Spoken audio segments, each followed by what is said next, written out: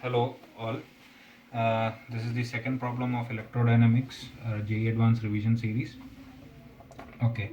The concepts involved in this particular problem is both electrostatics as well as of magnetic fields.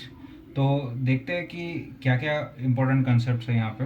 तो सबसे basic concept जो यहाँ पे involve ये है कि अगर एक चार्ज पार्टिकल है Q, तो उससे R दूरी पे पोटेंशियल V कितना रहेगा, K Q बाई R.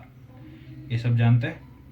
ये तब होता है जब V एट इन्फिनिटी हमने ज़ीरो मान रखा है. ठीक है. तो इसकी वजह से जो एक सिंगल पॉइंट चार्ज की वजह से K Q बाई R होता है. ठीक है. That is the first concept.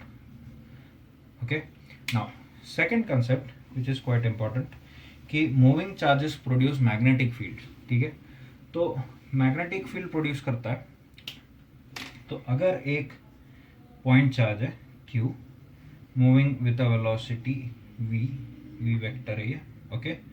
And मुझे इस पॉइंट पे मैग्नेटिक फील्ड कैलकुलेट करना है which is at r vector. Position of this point is r vector with respect to the charge Q. ठीक है. एंड V एंड R के बीच का जो एंगल है वो थीटा है. तो by right hand thumb rule you can understand, you can imagine कि इधर से you could see that this charge constitutes, you imagine that this is sort of a current. इस करंट की वजह से इधर फील्ड का डायरेक्शन क्या रहेगा, अंदर की तरफ. ठीक है. This would be the field B.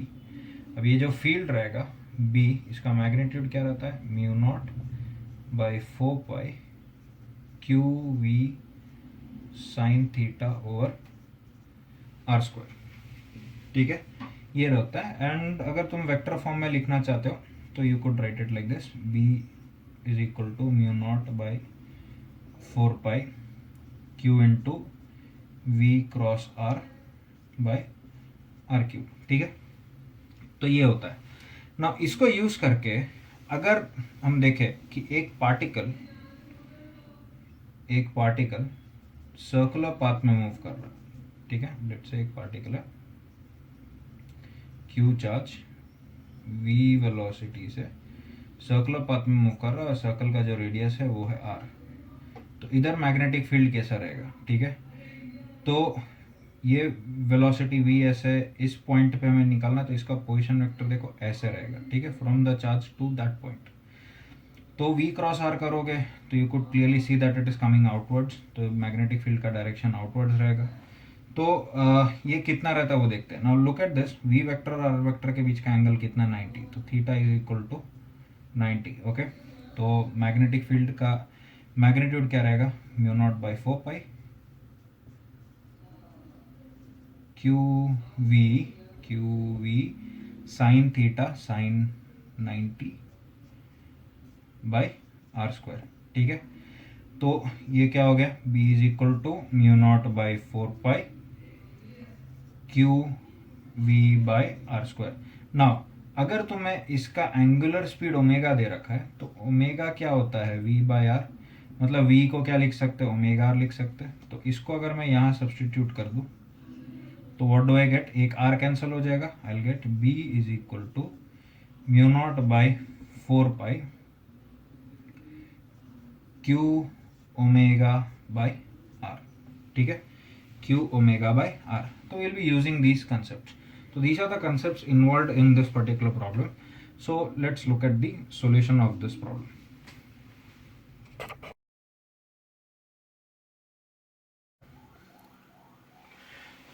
Okay, so let's look at the solution of this problem. इसमें क्या दे रखा है कि एक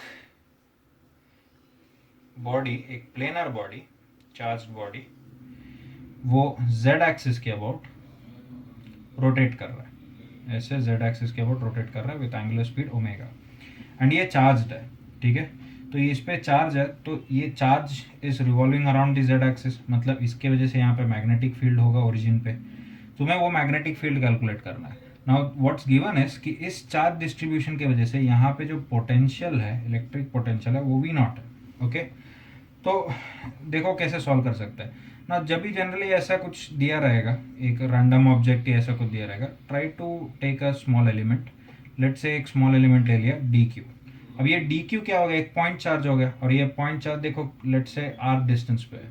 तो first let's define V naught. V naught basically इस पूरे सिस्टम की वजह से जो पोटेंशियल है वो है ओरिजिन पे। तो इस छोटे से एलिमेंट की वजह से एक पोटेंशियल ले लेते हैं DV.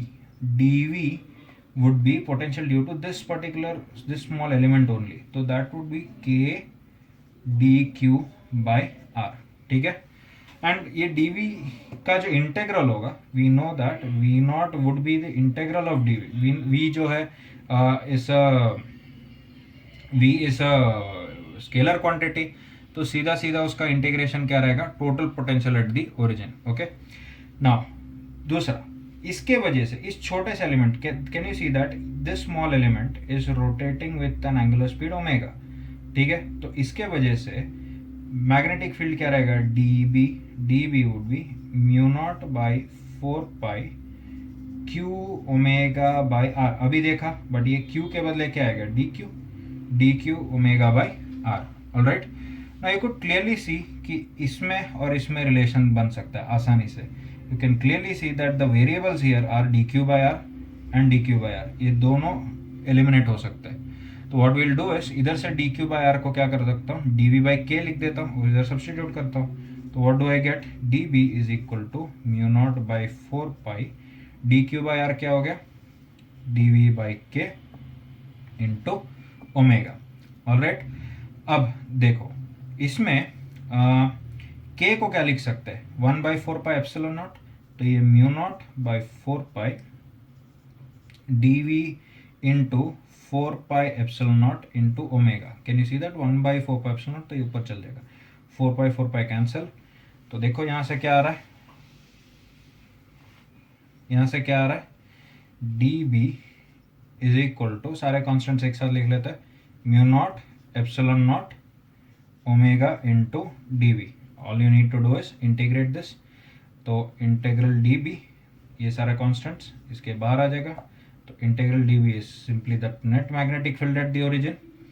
And you should understand that this is a planar object, and ये जो ऑब्जेक्ट है ये ऑब्जेक्ट के वजह से जो फील्ड है वो field at the origin is in the same direction her element के वजह से, ठीक है। तो वो सारे सीधा वेक्टर से हम एडिशन ही सीधा डायरेक्ट एडिशन कर सकते हो। So this would be mu naught epsilon naught omega into integral D V क्या था, V naught. This is the answer, this is the magnetic field at the origin. Okay, so hopefully ये question समझ में आएगा। This is not a very difficult question, एक standard question है from a very good book actually. Okay.